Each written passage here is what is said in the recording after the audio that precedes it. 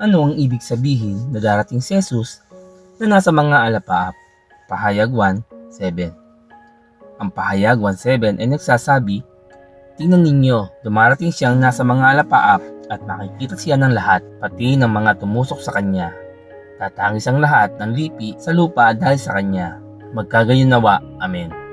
Pinagsama-sama ng talatang ito ang dalawa pang talata, Mateo 26:64, kung saan sinabi ni Jesus sa Sinedrin na makikita nila ang anak na dumarating na nasa mga alapaap, at Zacarias 12:10 na nagsasabi na ang mga naninirahan sa Jerusalem ay magdadalamhati kapag nakita nila ang isa na kanilang tinusok. Sinubukan ng ilan na itulad ang pahayag 1:7 sa pamamagitan ng pagbibigay ng iba't ibang paglalarawan na kahulugan sa mga alapaap. Ngunit hindi na kailangan maghanap ng mga nakatagong kahulugan dito, dahil ang sipi ay nangangahulugan lamang ng kung ano ang sinasabi nito. Gayun din ang dalawang talata na sinipi nito.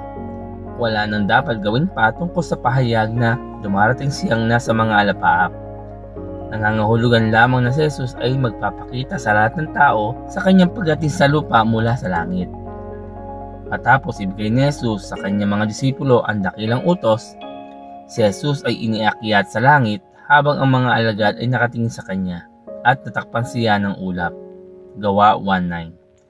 Habang ang mga disipulo ay nakatayo roon, nakatingin sa Panginoon, dalawang anghel ang nagpakita at sinabi sa kanila, "Itong si Jesus na umakyat sa langit ay magbabalik gaya ng nakita ninyong pag-akyat niya." Talata 11. Ang ulap ay binanggit sa kanyang pag-akyat at ang mga ulap ay binanggit sa kanyang pagbabalik.